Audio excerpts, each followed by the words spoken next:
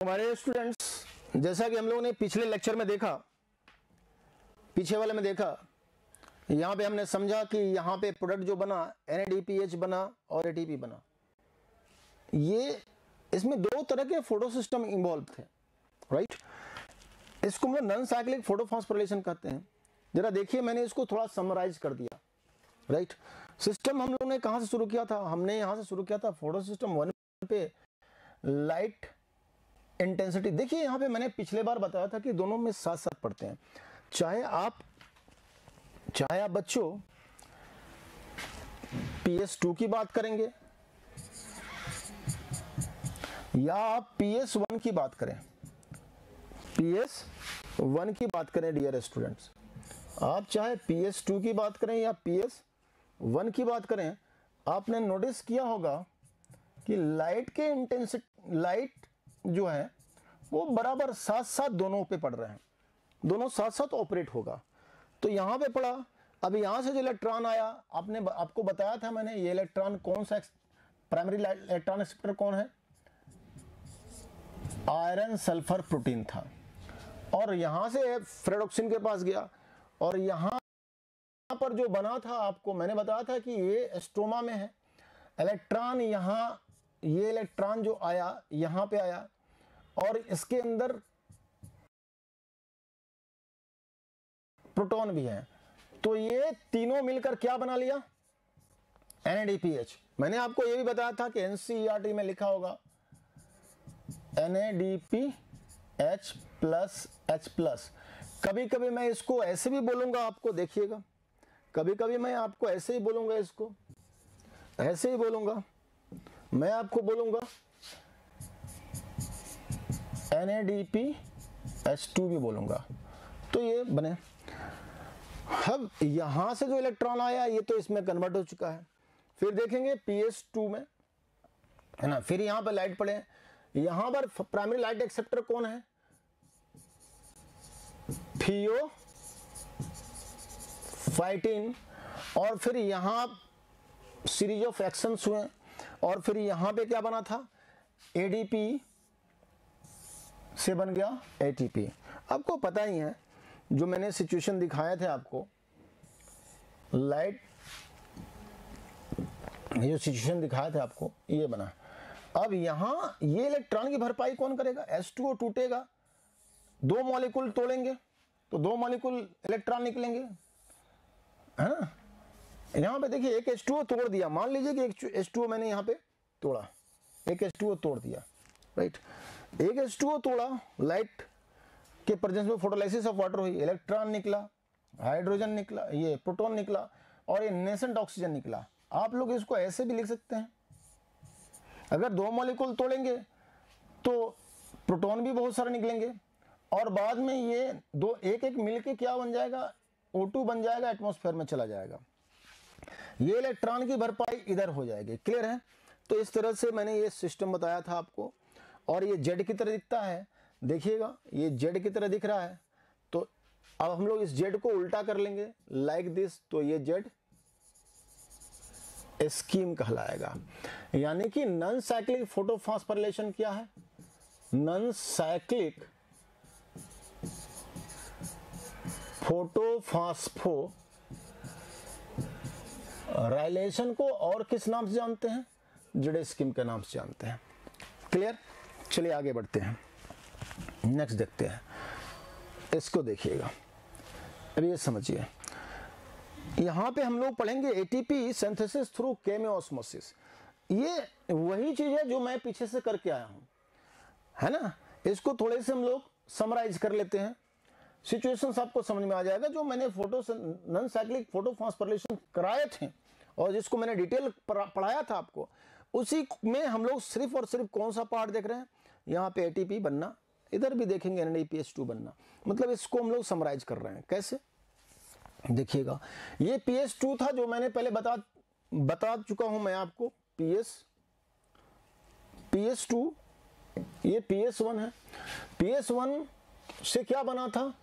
यहाँ पे लाइट जब पड़ी थी तो ये इलेक्ट्रॉन एक्सेप्टर कौन सा था इसका? Iron sulphur complex. ये इलेक्ट्रॉन किसको दिया? FD को।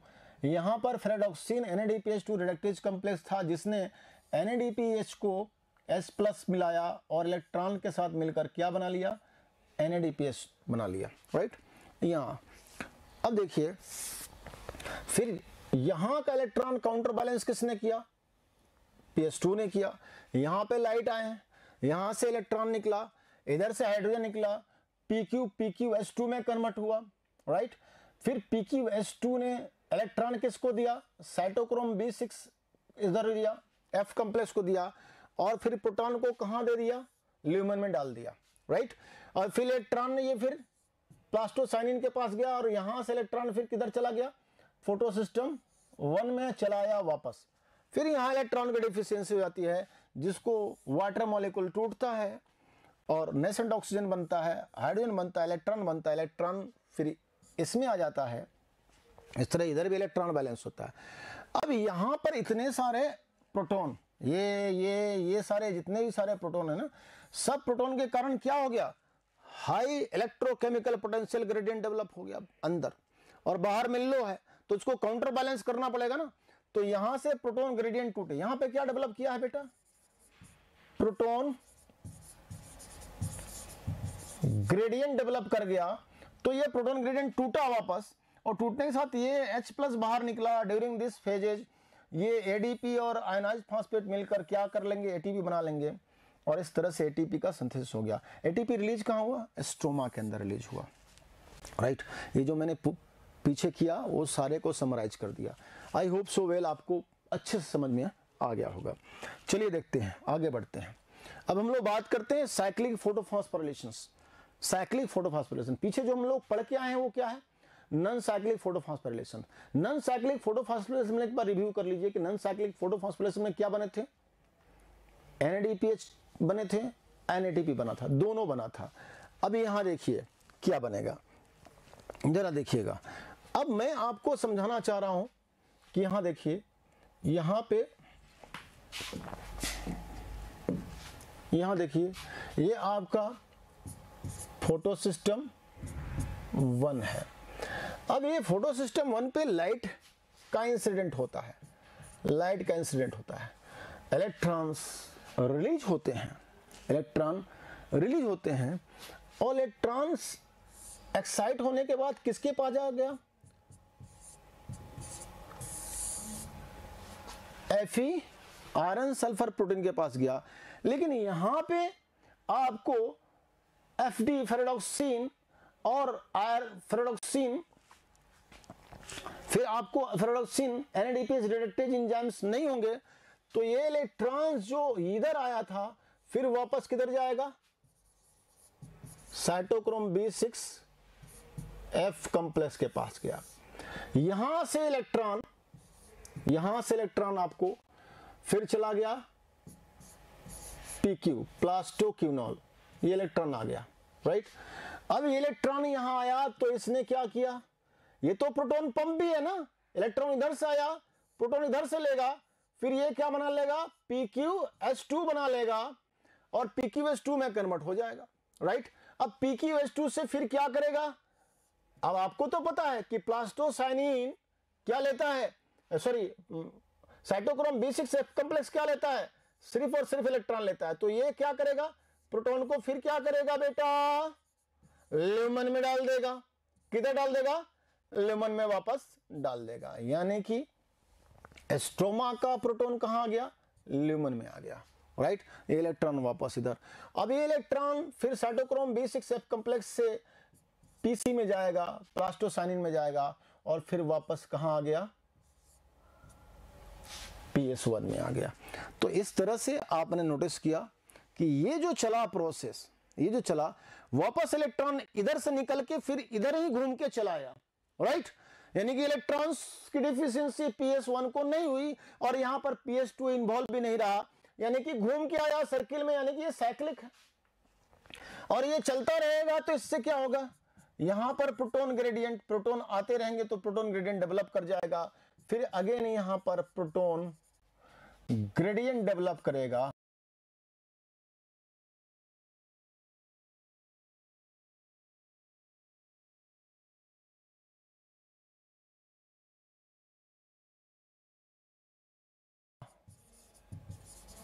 ग्रेडियंट डेवलप करेगा। प्रोटॉन ग्रेडियंट डेवलप होने के कारण यहाँ वजह से यहाँ H+ का कंसंट्रेशन हाई, pH हो जाएगा लो, pH हो जाएगा लो। बाहर में प्रोटॉन ग्रेडियंट कम का स्ट्रेंथ कम है, लो है, इधर हाई है, ल्यूमेन में हाई है, स्ट्रोमा में लो है। तो यहाँ पर फिर अगेन आप देखेंगे ये प्रोटॉन ग्रेडियंट टूटता है, H+ आता है इधर और ADP+ आयनाइज्ड फास्फेट मिलकर क्या बना लेगा बेटा, ATP बन गया। तो यहाँ पर सिर्फ और सिर्फ ATP बना। आपने नोटिस किया, आपने क्या नोटिस किया बेटा, आपने नोटिस किया होगा मेरे बच्चे कि यहाँ पर सिर्फ क्या बनता है, क्या बनता है बेटा, सिर्फ और सिर्फ ATP बनता है। यानी कि साइक्लिक फोटोफॉस्फोरिलेशन में आपको NADPH नहीं बनेगा। क्लियर है। और ये एक प्रोसेस कैसे चला, एक साइक्लिक वे में चला। Understood yes and no? बात आपको बराबर समझ में आई? एक बार देख लीजिए फिर से। स्टार्ट कहां से हुआ, स्टार्ट कहां से होता है मेरे बच्चे, देखिए F फोटो सिस्टम 1 से शुरू हुआ प्रोसेस, लाइट इंटेंसिटी हुई, लाइट गिरा इसके ऊपर, इलेक्ट्रॉन एक्साइट हुआ, इलेक्ट्रॉन किसने रिसीव किया, प्राइमरी लाइट एक्सेप्टर, तो यही होगा PS1 का। इसने रिसीव किया, फिर इलेक्ट्रॉन को भेजा किसके पास, साइटोक्रोम B6 F कॉम्प्लेक्स के पास इलेक्ट्रॉन आ गया। यहां से इलेक्ट्रॉन PQ के पास आया। PQ चूंकि प्रोटॉन पंप भी है तो इलेक्ट्रॉन और प्रोटॉन को लिया तो ये PQH2 बन गया। अब यहां से सिर्फ इलेक्ट्रॉन रिसीव करेगा साइटोक्रोम B6, क्योंकि आप देख रहे हैं कि सिर्फ इलेक्ट्रॉन ही रिसीव करता है, राइट। और प्रोटॉन को क्या करेगा, ये इसमें डाल देगा और फिर अगेन ये कन्वर्ट हो जाएगा प्लास्टोक्विनोल में, राइट। ये तो सैचुरेट हो गया। अब यहां से इलेक्ट्रॉन आपको साइटोक्रोम B6 F कॉम्प्लेक्स में आया, फिर इलेक्ट्रॉन किधर आ जाएगा, इलेक्ट्रॉन आ जाएगा आपको PC में, प्लास्टोसाइनिन में। प्लास्टोसाइनिन से इलेक्ट्रॉन आपको कहां आ गया बेटा, फोटो सिस्टम 1 में। तो एक सर्कुलर वे में चल रहा है, राइट। क्या हुआ प्रोसेस में, क्या हुआ कि यहां पर प्रोटॉन आ गया कहां पे, ल्यूमेन में आया। ऐसे बार बार प्रोटॉन ल्यूमेन में पंप होते जाएंगे तो प्रोटॉन का कंसंट्रेशन हाई हो जाएगा, प्रोटॉन हाई, H+ हाई, तो pH लो। और यहां पर प्रोटॉन ग्रेडियंट डेवलप कर गया। प्रोटॉन ग्रेडियंट, बाहर प्रोटॉन, अंदर प्रोटॉन का कंसंट्रेशन हाई, बाहर में स्ट्रोमा में लो, तो टूटेगा और टूटेगा तो H+ प्रोटॉन बाहर निकलेगा, स्ट्रोमा में आएगा। ये स्ट्रोमा हिस्सा वाला हिस्सा है, स्ट्रोमा है।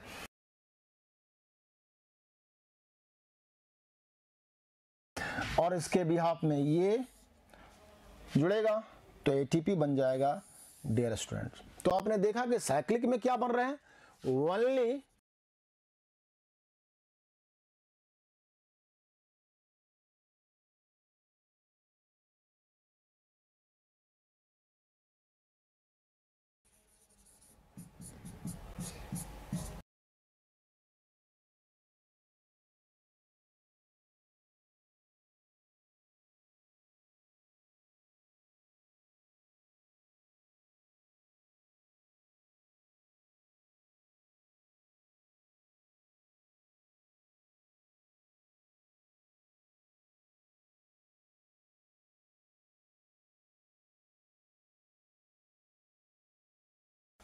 जुड़ेगा तो ATP बन जाएगा। डियर स्टूडेंट्स, तो आपने देखा कि साइक्लिक में क्या बन रहे हैं, ओनली ATP बन रहा है। क्या बन रहा है बेटा, ओनली ATP बन रहा है। और जैसा कि आपने देखा कि नॉन साइक्लिक में क्या क्या बने थे, ATP और NADPH2 दोनों बने थे। तो आपको मैंने फॉस्फोरिलेशन दिखाया, साइक्लिक और नॉन साइक्लिक समझाया। नॉन साइक्लिक में क्या इनपुट आउट था हम लोग का, क्या निकला, क्या बना एक्चुअली क्या, आपको मिला ATP, आपको मिला NADPH और आपको मिला ऑक्सीजन। जो ऑक्सीजन रिलीज हो जाएंगे, ATP और NADPH कहां रहेंगे, स्ट्रोमा में रहेंगे। आपने फिर साइक्लिक देखा तो इस साइक्लिक में देख रहे हैं कि फिर क्या बना, ओनली ATP। ये भी ATP कहां रहेगा, स्ट्रोमा के अंदर रहेगा। Understood yes and no? Clear है, समझ में आया माय डियर्स? तो इस तरह से हमने जो लाइट रिएक्शन करवाए, लाइट रिएक्शन में जब हम लोग फोटो फॉस्फोरिलेशन करवाएं, non cyclic photophosphorylation and cyclic photophosphorylation करवाएं, उन दोनों में हमने क्या देखा कि हमको फाइनली क्या मिला बेटा, फाइनली क्या मिला, हमको फाइनली मिल गया क्या, हमको फाइनली मिलता है आपको एटीपी एंड एनएडीपीएच, और बाय प्रोडक्ट के रूप में क्या निकला बेटा, ऑक्सीजन निकलता है, जिसे हम लोग इनहेल करते हैं रेस्पिरेशन के दौरान। क्लियर है, समझ में आया। अच्छा इसको देख लीजिए साइक्लिक को, इसमें साइक्लिक में सिर्फ कौन से थे, फोटोसिस्टम 1 ही सिर्फ इन्वॉल्व था, सिर्फ फोटोसिस्टम 1 इन्वॉल्व था। हाँ यहां पे देखिए लाइट इंसिडेंट हुआ, इसको ये कौन सा होगा, आयरन सल्फर कॉम्प्लेक्स, और यहां पे FN रिडक्टेज कॉम्प्लेक्स है, फेरेडोक्सिन एनएडीपीएच रिडक्टेज कॉम्प्लेक्स, FNR नहीं है, यहां पर FNR नहीं है, तो ये घूम के फिर इधर से चलाया, जो मैंने सीक्वेंस आपको पीछे दिखाए, और फिर वापस इलेक्ट्रॉन इधर ही आ गया, और यहां पर देखिए यहां पे एडीपी आयनाइज फास्फेट मिला तो एटीपी बन गया। तो यहां पर जो आउटपुट है क्या है, यहां पे आउटपुट जो है वो क्या है, ओनली एटीपी मिला, राइट। तो आपने देखा कि नॉन साइक्लिक में नोट करके देख लीजिए, नॉन साइक्लिक में क्या देखा, नॉन साइक्लिक अगर बात करेंगे नॉन साइक्लिक फोटोफॉस्फोरिलेशन देखेंगे, अगर हम लोग बात कर लें नॉन साइक्लिक फोटोफॉस्फोरिलेशन में क्या बना हम लोग को, ATP plus NADPH plus oxygen, oxygen तो बाहर चला गया, ये बना। और साइक्लिक फोटोफॉस्फोरिलेशन में क्या बना, ATP ओनली बना, ATP ओनली। तो इस तरह से हमने क्या देखा, हमको क्या क्या मिला, ये प्रोसेस खत्म होने के बाद, लाइट रिएक्शन खत्म होने के बाद हमको मिला क्या, हमको मिला ATP एंड NADPH, और बाय प्रोडक्ट के रूप में क्या आ गया, ऑक्सीजन आ गया। तो ये प्रोसेस समझ में आ गया हो होपफुली आपको। चलिए आगे देखते हैं हम लोग, देखिए अब अपन बात करते हैं प्रोडक्ट ऑफ लाइट रिएक्शंस।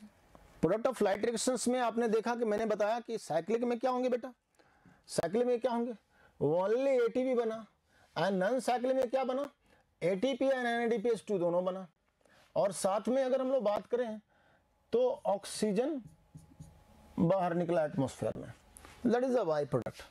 ये क्या है, बाई प्रोडक्ट के रूप में बाहर निकल जाता है। यानी कि हम लोग देख रहे हैं कि product of light reaction, product of light reaction की बात करें तो क्या है, एटीपी एंड NADPH2 या NADPH, दोनों बात बराबर है। आप कंफ्यूज मत होइएगा, आप इसको NADPH प्लस H प्लस ऐसे भी समझ सकते हैं, NCERT में ऐसे लिखा होगा। क्लियर है, तो इस तरह से मैंने आप लोग को ये सारी चीजें कंफर्म करा दी। अंडरस्टूड, यस और नो माय डियर्स। चलिए अब प्रोडक्ट तो बन गए, अब हम लोग देखते हैं where are the ATP and NADPH used. अब ये ATP और NADPH जो लाइट रिएक्शन में बना है, इसका यूज एक्चुअली कहां होगा, यूजेज कहां होंगे। ATP और NADPH जो लाइट रिएक्शन में बन गए, अब इनका यूज कहां होगा, तो सीधा सीधा सा आंसर है डार्क रिएक्शन में यूज होगा। बात समझ रहे हैं मेरी, लाइट रिएक्शन के प्रोडक्ट का यूज कहां करेंगे हम लोग, डार्क रिएक्शन में करेंगे। और वो किस लिए करेंगे, लाइट रिएक्शन के प्रोडक्ट का यूज हम लोग डार्क रिएक्शन में करेंगे कार्बोहाइड्रेट बनाने के लिए, शुगर बनाने के लिए, फूड बनाने के लिए। समझ में आ रहा है, चले देखते हैं। देखिए लाइट रिएक्शंस में जिसे हम लोग फोटोकेमिकल प्रोसेस कहा, क्या क्या इन्वॉल्व था, इसमें इन्वॉल्व था माय डियर स्टूडेंट्स, लाइट था, पिगमेंट्स था एंड वाटर मॉलिक्यूल था। और इन सब के मिलने से क्या बना, इसके एक्शन से क्या बना, हम लोग ने पाया ATP एंड हमने बनाया क्या, NADPH2। क्या बनाया बेटा, ATP एंड NADPH2 बनाया एंड O2 हम लोगों को बाय प्रोडक्ट के रूप में मिला। हम लोग बात करते हैं डार्क रिएक्शन। इसका यूज हम लोग कहां करेंगे? इसका यूज हम लोग करने जा रहे हैं डार्क रिएक्शन में। Product of light reaction use in dark reaction. Product of light reaction use in dark reaction. देखेंगे प्रोडक्ट ऑफ लाइट रिएक्शन का कहां यूज करेंगे हम लोग? डार्क रिएक्शन में करेंगे। Product of light reaction use in dark reaction for synthesis of glucose molecule. देखेंगे dark reaction में क्या हो रहा है? डार्क रिएक्शन में कार्बन डाइऑक्साइड का फिक्सेशन हो रहा है, यानी कि कार्बन डाइऑक्साइड एसिमिलेशन प्रोसेस बोलते हैं, राइट। कार्बन डाइऑक्साइड को फिक्स किया जाता है, कार्बन डाइऑक्साइड में कार्बन को फिक्स किया जाता है, basically carbon dioxide assimilation process, या इसे हम लोग कार्बन रिएक्शन भी कहेंगे। क्या कहेंगे इसको? हम लोग कार्बन रिएक्शन भी कहेंगे, या हम लोग इसको बायोसिंथेटिक फेज भी कहते हैं। बायोसिंथेटिक फेज इसलिए क्योंकि यहां पर हम लोग को बायोमोलिक्यूल ग्लूकोज बन रहा है। क्लियर है? तो इस तरह से अब यहां हम लोग क्या करेंगे? CO2 से क्या बनाने जा रहे हैं हम लोग? CO2 से हम लोग बनाने जा रहे हैं बेटा क्या? ग्लूकोज बनाने जा रहे हैं, राइट। तो चलिए हम लोग डार्क रिएक्शन के प्रोसेस को समझते हैं। अच्छा, एक चीज और समझ लीजिए, ये डार्क रिएक्शन एक्चुअली कहां होता है बेटा? डार्क रिएक्शन कहां होगा? ये डार्क रिएक्शन कहां होगा? एस्ट्रोमा के अंदर होगा, राइट। और एस्ट्रोमा में ऑलरेडी बन के कौन से चीजें पड़े हैं? लाइट रिएक्शन में जो बने हैं ATP NADPH2, वो कहां है? वो भी आपको एस्ट्रोमा में ही है। यहां पे आपको बन के प्रोडक्ट रेडी है, ATP NADPH, ये सब बन के कहां रेडी है? एस्ट्रोमा में ही है। और प्रोसेस कहां चलने हैं? डार्क रिएक्शन प्रोसेस चलने कहां है बेटा? तो एस्ट्रोमा में चलने हैं। तो जहां प्रोसेस चलनी है, ये एसिमिलेटरी पावर के रूप में काम करेंगे। मैंने बताया ना कि कार्बन डाइऑक्साइड एसिमिलेशन, तो एसिमिलेटरी पावर के रूप में कौन काम करेंगे? ATP NADPH2 एसिमिलेटरी पावर के रूप में कार्बन डाइऑक्साइड के एसिमिलेशन में पार्टिसिपेट करेंगे और बनाएंगे क्या? ग्लूकोज। समझ गए? यही वजह है, यही कंडीशन इसलिए था, इसीलिए कि लाइट रिएक्शन के प्रोडक्ट कहां रिलीज हुए? एस्ट्रोमा में, क्योंकि डार्क रिएक्शन को कहां चलना था? एस्ट्रोमा में। क्लियर है? तो ओवरऑल हम लोग को एक बात समझ में आ गई कि डार्क रिएक्शन कहां चलेंगे? एस्ट्रोमा के अंदर चलेंगे। कार्बन डाइऑक्साइड एसिमिलेशन किया जाएगा, कार्बन फिक्सेशन किए जाएंगे। एसिमिलेटरी पावर के रूप में कौन यूज कर देंगे? किसको यूज किया जाएगा? Product of light reaction. और प्रोडक्ट ऑफ लाइट रिएक्शन क्या है? आपका प्रोडक्ट ऑफ लाइट रिएक्शन है ATP NADPH2। समझ में आया? कंसेप्ट क्लियर है? चलिए आगे बढ़ते हैं, हम लोग डार्क रिएक्शन की बात करते हैं। देखिए मेरे बच्चों, डार्क रिएक्शन एक्चुअली है क्या? डार्क रिएक्शन एक्चुअली है क्या? देखिए डार्क रिएक्शन की बात करते हैं। डार्क रिएक्शन मैं बताना चाहूंगा कि सीधा सीधा कुछ मतलब है। मैं आपको समझा दूं कि डार्क रिएक्शन कहां चलेंगे? अकर्स इनसाइड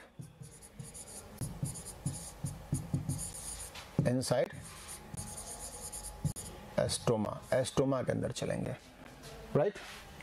क्या होगा इसमें? कार्बन डाइऑक्साइड एसिमिलेशन होगा, या हम लोग बोल सकते हैं फिक्सेशन ऑफ CO2। बेटा समझ में आ गया? क्लियर है? यस और नो? बराबर।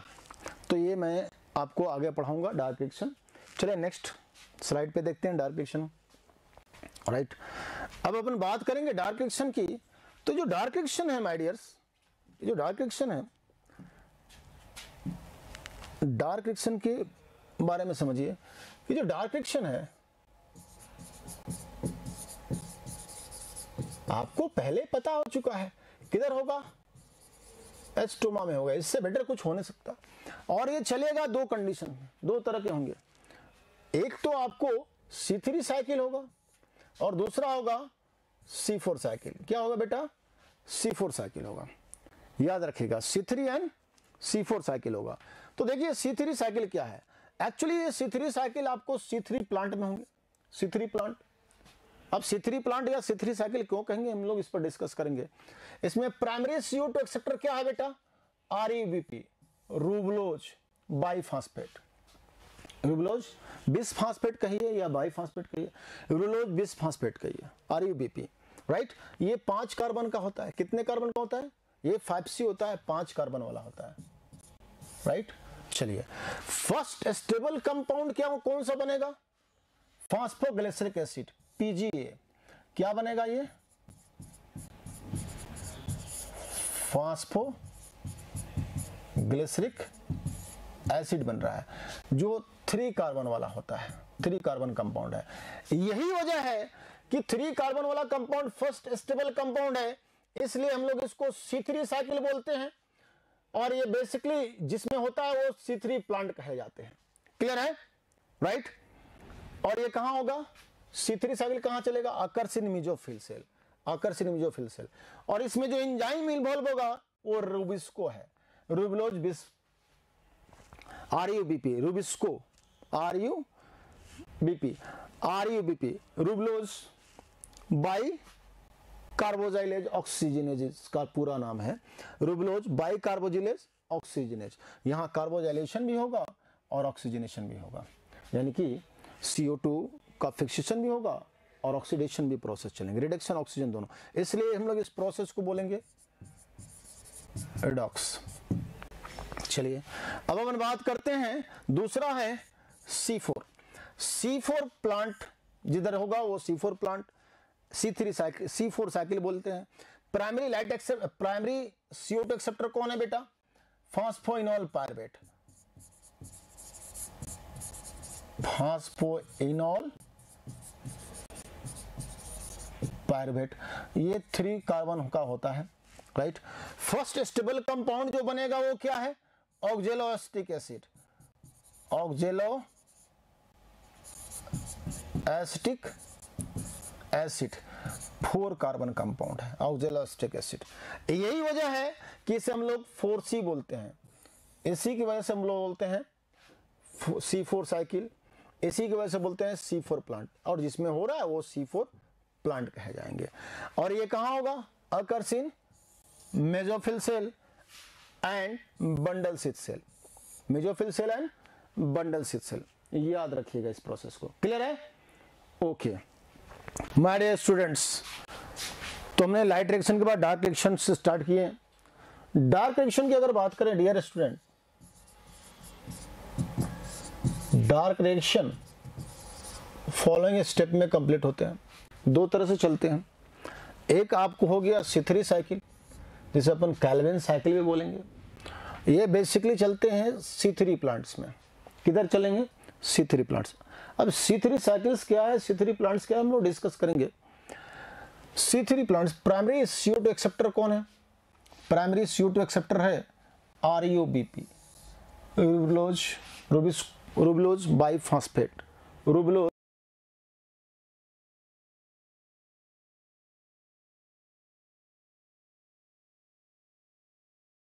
कंपाउंड कौन सा बनता है इसमें? PGA, फॉस्फो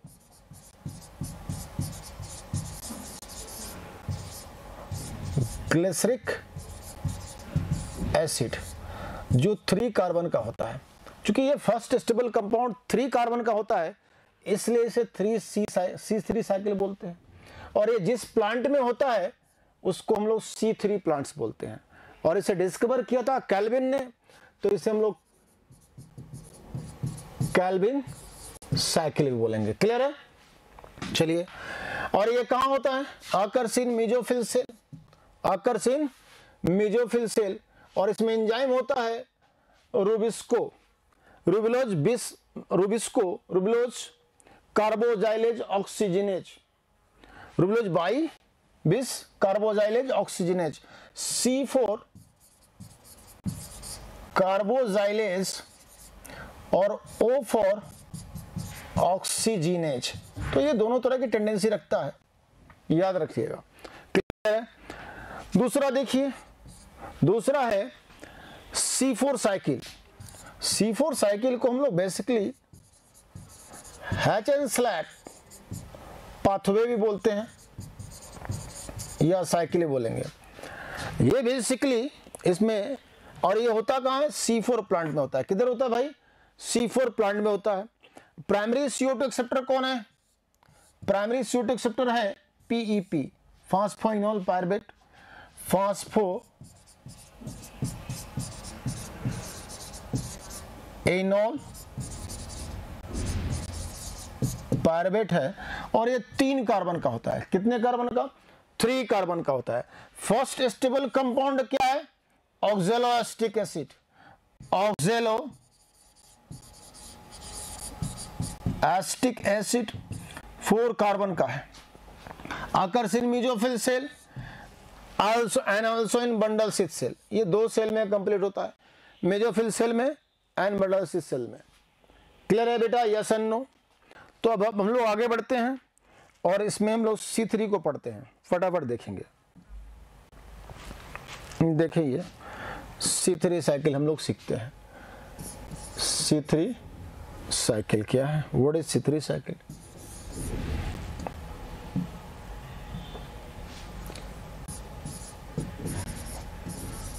साइकिल जिसे हम लोग कैल्विन साइकिल के भी नाम से जानेंगे।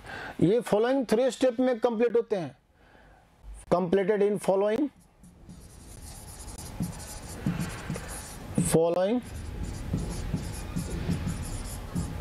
3 स्टेप्स।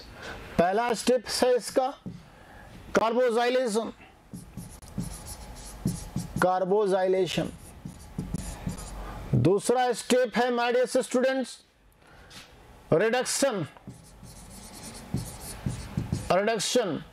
एंड तीसरा स्टेप है रीजेनरेशन, रीजेनरेशन। तो पहला स्टेप है कार्बोजाइलेशन। फर्स्ट स्टेप देखिएगा, कार्बोजाइलेशन है पहला स्टेप, कार्बोजाइलेशन, राइट? पहला कार्बोजाइलेशन, दूसरा रिडक्शन एंड तीसरा regeneration. My dear students, clear है? चलिए इस प्रोसेस को समझते हैं। ये देखिए RuBP रुबलोज 1,5 बिसफॉस्फेट या बाईफॉस्फेट आप लोग बोल सकते हैं इसको। फर्स्ट CO2 एक्सेप्टर जिसके बारे में बता था, और ये CO2 को डायरेक्ट नहीं लेता है। CO2 एटमॉस्फेयर में वाटर के साथ मिक्स होते हैं और SCO3 कार्बोनिक आयन के रूप में बनते हैं। किस फॉर्म में बनेंगे? कार्बोनिक आयन के फॉर्म में। क्लियर है? देखेंगे SCO3 कार्बोनिक आयन के फॉर्म में। और इसके बाद ये चूंकि ये कितने कार्बन का है? 5C, 5 कार्बन का ये है। डियर स्टूडेंट्स, रुबलोज 1,5 बाईफॉस्फेट या बिसफॉस्फेट कितने कार्बन का है बेटा? ये 5C है, 5C है। कितने कार्बन का है? 5C है। अब होपफुली ये समझिए कि जब ये 5C है और यहां पर एक कार्बन हम लोग और जोड़ रहे हैं CO2 के प्रेजेंस में, तो यहां पे जो इंटरमीडिएट कंपाउंड बनेगा वो 6C 6 कार्बन वाला बनेगा। 6 कार्बन वाला क्या बनेगा? 6 कार्बन वाला एक कीटो एसिड बनेगा। क्या बनेगा बेटा? कीटो एसिड डेवलप होगा, कीटो एसिड। ये टूटा हुआ लाइन एरो, ब्रोकन एरो आपको ये दिखा रहा है कि ये अनस्टेबल है। क्या है बेटा? अनस्टेबल कंपाउंड है, यानी कि ये फिर अगेन टूट जाएगा। 3 कार्बन वाले, 3 कार्बन वाले 2 कंपाउंड में, है ना? 3 फास्फोग्लिसरेट में कन्वर्ट हो जाएगा। किसमें? 3 फास्फोग्लिसरेट, ग्लिसरिक एसिड की मैं बात कर रहा हूं। 3PGA जिसको हमने बोला था, इसमें कन्वर्ट ये हो जाएगा 2 मॉलिक्यूल, राइट? क्योंकि 6 कार्बन ये है, 6 कार्बन 6 कार्बन ये है बेटा ये 6 कार्बन है। और 6 कार्बन वाला जो कंपाउंड है वो कीटो एसिड बेसिकली क्या है? अनस्टेबल है। और अगर अनस्टेबल है तो फिर इसलिए मैंने इसको टूटे लाइन में, ब्रोकन एरो में आपको दिखाया है। क्लियर है? ये ब्रोकन एरो में मैंने आपको दिखाया। तो यहां पे फिर ये अनस्टेबल है तो टूट जाएगा और 2 अनस्टेबल कंपाउंड, 3 कार्बन के 2 स्टेबल हैं, 3PGA 2 मॉलिक्यूल बनेंगे। कन्फर्म? 6 तो 2 मॉलिक्यूल्स बनेंगे। बराबर कि नहीं बराबर? ये 3 कार्बन वाले 2 मॉलिक्यूल 3 फास्फोग्लिसरेट बनेंगे, ग्लिसरिक एसिड बनेंगे। अब यहां पे रिडक्शन होगा इसका, अब यहां पे क्या होगा, इसका रिडक्शन होगा। रिडक्शंस में क्या लगेंगे, एटीपी और NADPH2। चूंकि ये 2 मॉलिक्यूल हैं तो ये भी बेटा 2 मॉलिक्यूल ही लगेंगे, यानी कि 2 ATP एंड 2 NADPH लगेंगे, जो कि हमने लाइट रिएक्शन में इनको बनाया था। यही आप समझ लीजिए कि that is the product of light reactions. ये किसके प्रोडक्ट है बेटा, ये प्रोडक्ट किसके है बेटा, लाइट रिएक्शन के प्रोडक्ट है। बोलो यस एंड नो, ये लाइट रिएक्शन के प्रोडक्ट है माय डियर स्टूडेंट्स, जिसका इस्तेमाल हम लोग रिडक्शन में करने जा रहे हैं। किसमें करने जा रहे हैं, रिडक्शन में करने जा रहे हैं, लाइट रिएक्शन के प्रोडक्ट हैं। अब देखिए ये टूटेंगे, फिर ये 2 ATP और 2 NADPH में टूट जाएंगे और ये बन जाएगा ट्राइओज फास्फेट। कितना, तो 2 थे, ये भी 2 बनेगा, 2 मॉलिक्यूल्स ये बनेंगे। कितने मॉलिक्यूल्स बनेंगे माय डियर स्टूडेंट्स, ये कितने मॉलिक्यूल्स बनेंगे, ये 2 मॉलिक्यूल्स बनेंगे, 2-2 करते चलेंगे हम लोग, राइट। अब ये बनेंगे, अब यहां से बन जाएगा सुक्रोज, यहां से बनेगा, ये बनेगा आपको ग्लूकोज, जो स्टोर होगा स्टार्च के फॉर्म में एंड ट्रांसपोर्ट होगा सुक्रोज के फॉर्म में। सुक्रोज क्या, क्यों में, ये तो बनेगा ग्लूकोज, ग्लूकोज बनेगा। और चूंकि सुक्रोज और स्टार्च मैंने इसलिए यहां पे लिख रहे हैं क्योंकि ये स्टोर होगा स्टार्च के फॉर्म में और ट्रांसपोर्ट होगा सुक्रोज के फॉर्म में। जब ग्लूकोज बनते हैं प्लांट में फोटोसिंथेसिस प्रोसेस के दौरान, तो उनका स्टोरेज किस फॉर्म में होता है, स्टार्च के फॉर्म में। स्टोरेज होता है स्टार्च के फॉर्म में एंड ट्रांसपोर्टेशन होता है सुक्रोज के फॉर्म में। क्लियर है। अब यहां से ये बन जाएंगे, अब इसका फिर से रीजनरेशन होगा। यहां पे 1 मॉलिक्यूल ATP तो यहां पे 2 लग जाएंगे, राइट। तो आप देखिए फिर यहां 2 खर्च कर रहे हैं हम लोग, और खर्च करने के बाद रीजनरेशन होगा, और रीजनरेशन के बाद आपको फिर ये बन जाएंगे, यहां पे एक CO2 मॉलिक्यूल भी बाहर निकल जाएगा। बात समझ में आई कि नहीं आई। तो इस तरह से ये फिर दोबारा RUBP में कन्वर्ट हो जाएगा। क्या क्या हुआ, हम लोगों ने क्या क्या देखा, नोटिस क्या क्या किए हम लोगों ने। यहां देखिए, यहां देखिए डियर स्टूडेंट्स,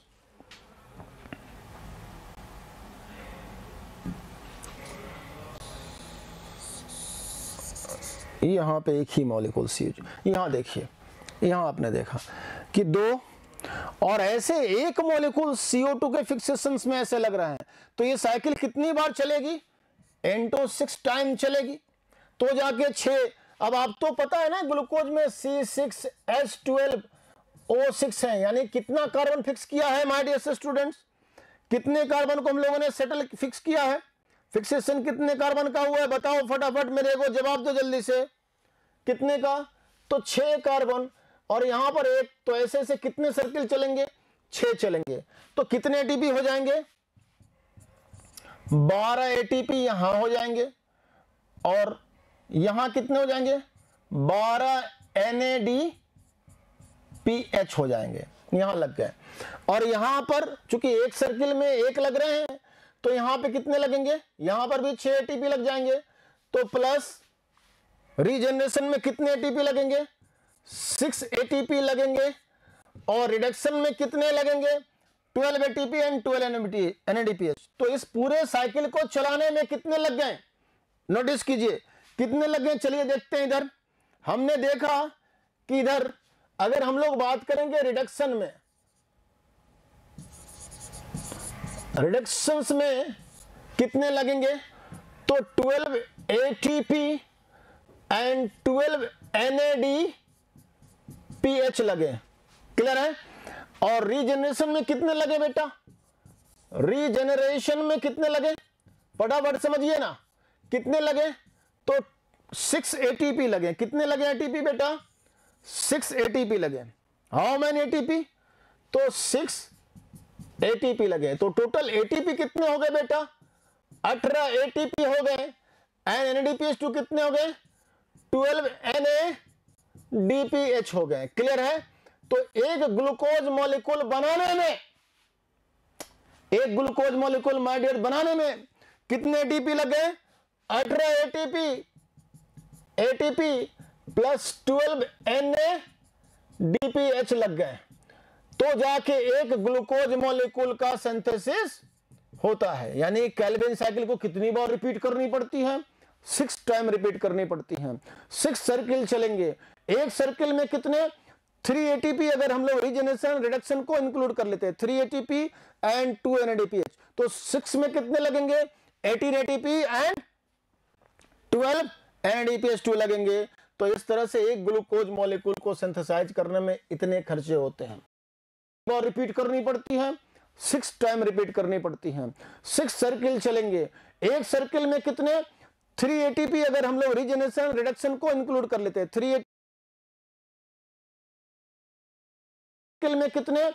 3 ATP, अगर हम लोग रीजनरेशन रिडक्शन को इंक्लूड कर लेते हैं, 3 ATP एंड 2 NADPH, तो 6 में कितने लगेंगे? 18 ATP एंड 12 NADPH2 लगेंगे। तो इस तरह से एक ग्लूकोज मॉलिक्यूल को सिंथेसाइज करने में इतने खर्चे होते हैं। क्लियर है?